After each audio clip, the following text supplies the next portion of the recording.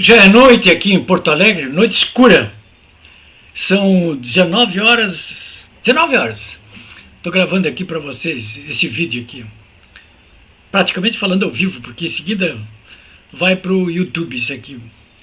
Eu estou gravando tão tarde assim, porque eu acabo de vir de atos públicos de apoio aqui às candidaturas do Bolsonaro para presidente, do Onyx Lorenzoni para governador, do Ginal Mourão para o Senado e para candidatos proporcionais, para deputado federal e estadual aqui no Rio Grande do Sul, que estão no mesmo campo desses outros três candidatos aí. Olha, tinha muita gente na rua.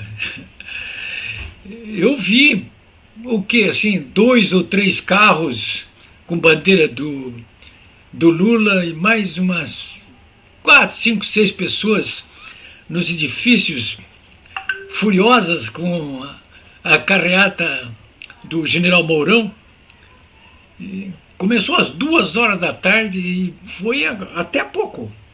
Terminou no Parcão, lá com um comício de muita gente entusiasmada. Essa eleição aqui no Rio Grande do Sul para senador, ela apresenta aspectos muito mais dramáticos do que a eleição para presidente da República aqui no Rio Grande do Sul, do que a eleição para governador. Porque para presidente tem 2 turnos, para governador tem 2 turnos, mas a eleição para senador aqui no Rio Grande do Sul, em qualquer lugar do Brasil, em cada estado vai escolher um senador. Só pode escolher um. E diferentemente da escolha majoritária para presidente, para governador, para o Senado é quem tiver mais voto. Não precisa ter 2 turnos, não tem 2 turnos. E também não precisa ter 50% mais um dos votos. Quem tiver mais voto, leva. E essa eleição aqui é particularmente dramática porque 3 candidatos principais estão praticamente empatados, os 3, né? E são 3 figuras conhecidas nacionalmente, não só aqui no Rio Grande do Sul, mas em todo o país, né? Quem são eles? O Olívio Dutra, que foi prefeito de Porto Alegre, do PT, foi governador do Rio Grande do Sul, PT, é um homem sabidamente de esquerda, é um marxista do PT, né? O Olívio Dutra. Com certeza, né? Ele tem 81 anos, tem a minha idade, mas parece mais. Então é o Olívio Dutra, a Ana Amélia de Lemos, que foi senadora, vocês sabem disso, né? Foi candidata, inclusive, a vice-presidente na chapa do Geraldo Alckmin, nessa que o Alckmin perdeu. E o general Hamilton Mourão, que é o vice-presidente do presidente Bolsonaro. Os 3 estão praticamente empatados. Aí. Vejam só. Então, nós temos. Deixa eu apresentar para vocês 3 resultados de pesquisa que demonstram isso que eu acabo de falar aqui para vocês. Primeiro, a pesquisa, são as mais recentes, agora de ontem, hoje, enfim, das últimas 48 horas, 72 horas. Segundo o IPEC, o ex-IBOP, que é contratado pela RBS e também pela Rede Globo, o Olívio Dutra do PT tem 31%, o Mourão tem 24% e a Ana Amélia tem 23%. Nesse caso aí, o Olívio Dutra venceria as eleições, porque o empate ele acontece, segundo o IPEC, na segunda e na terceira posição, porque o Mourão tem 24% e a Ana Amélia tem 23%, então, tecnicamente empatados. Mas eles não estão tecnicamente empatados com o Olívio Dutra, né? Segundo o IPEC, né? Mas o fato é que essa pesquisa da RBS e do IPEC, da Globo, ela não confere com a pesquisa feita também agora pelo Instituto Real Big Data, que é do Grupo Record, que é o concorrente da RBS aqui no Rio Grande do Sul. Que ali sim, há um empate técnico entre os 3, né? Eu até confio um pouco mais nessa pesquisa aí. O Olívio Dutra com 29, o Mourão com 27 e a Ana Amélia com 27. Então, margem de erro, 3 pontos para mais para menos, empatado aí, né? As pesquisas outras que eu tenho visto também, inclusive trackings dos próprios partidos, mostram um panorama semelhante a esse aí, praticamente um empate técnico, né? Essa pesquisa, ela foi tabulada pelos institutos de pesquisa ontem, sexta-feira, aqui, dia 30 de setembro, né? Mas de lá para cá mudou muita coisa, né? Por que razão? O Olívio Dutra, ele está no teto dele, ou os 31 do IPEC, ou os 29 do Real Big Data, de todos que eu vejo, pesquisas aqui, não vou me alongar aqui, listando todas as pesquisas que eu tenho aqui, mas todas elas, 30, 31, 29, é o teto do Olívio Dutra. Esse é o teto que ele conseguiu, o máximo que ele... É o melhor candidato disparado que o PT poderia ter para essas eleições aí, para senador, né? Mas ele bateu no teto. Bom, quem disputa com ele? Disputa com ele a direita, o centro, eu diria do centro, centro para centro-direita e direita, a Ana Amélia Lemos, né?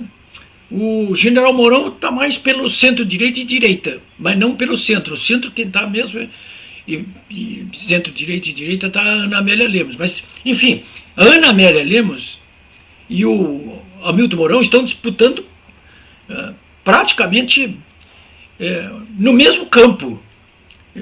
É um campo que não fecha com o PT, né?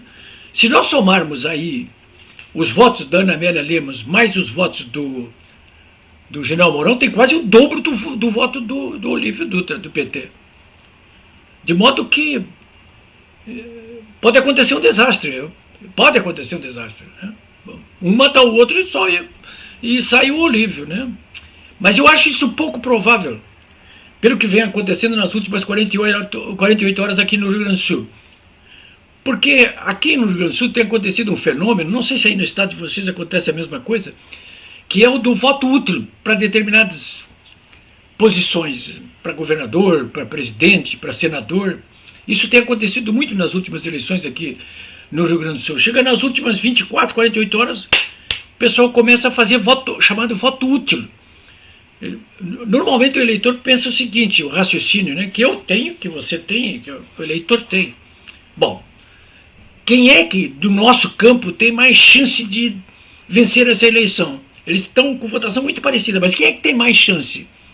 Quem teria mais condições de vencer o adversário? No caso, o Olívio Dutra aqui. O movimento que vem acontecendo aqui no Rio Grande do Sul nas últimas 48 horas indica que esse voto útil ele está se dirigindo de um modo avassalador em favor da candidatura do general Mourão. Vou dar aqui 2 ou 3 exemplos para vocês deste fato material, exemplos materiais. Isso aí começou com a renúncia da comandante Nádia, que era candidata do Partido Progressista para senador, dentro de uma chapa conduzida aí pelo senador Heinz para governador. Heinz agora ficou sem senador. Porque o que fez a comandante Nádia? Ela renunciou à candidatura dela, ela estava com pouca pontuação, 3%, 4%, 2%. Ela renunciou e apoiou de imediato o general Mourão. Mas o fato importante não é apenas a renúncia dela e o apoio imediato ao general Mourão, mas o que tem por trás disso, não só na narrativa, inclusive. Porque de imediato, os principais líderes progressistas do PP do Rio Grande do Sul, que tem uma capilaridade imensa aqui no estado, eles têm 1.500 líderes de diretórios municipais, vereadores, deputados estaduais, deputados federadores, um senador. Ele é muito forte. Quando ele tem um candidato competitivo, ele cria problemas, né? E a comandante Nádia não era propriamente uma candidata competitiva, porque ela estava trabalhando no mesmo campo do Mourão e da Ana Amélia, e claro que se desidratou nisso aí, né? Então o importante é que isso abriu o caminho também de imediato para novas adesões, não só da comandante Nádia para o general Mourão.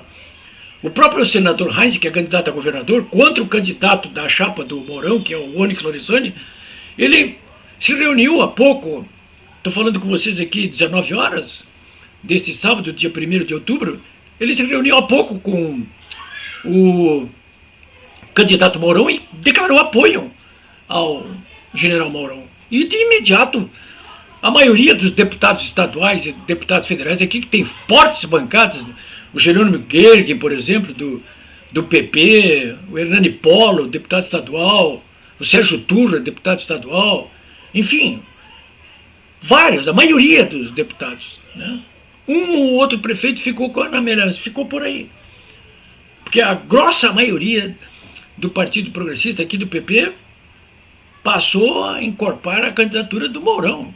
E não só isso, né? O próprio vice-prefeito aqui de Porto Alegre, que é do PP, o Ricardo Gomes, fincou também apoio no general Mourão aqui. E agora há pouco eu estava vendo um vídeo, eu recebi cópia, do próprio prefeito de Porto Alegre, o Sebastião Melo, que não é do PP, é do MDB.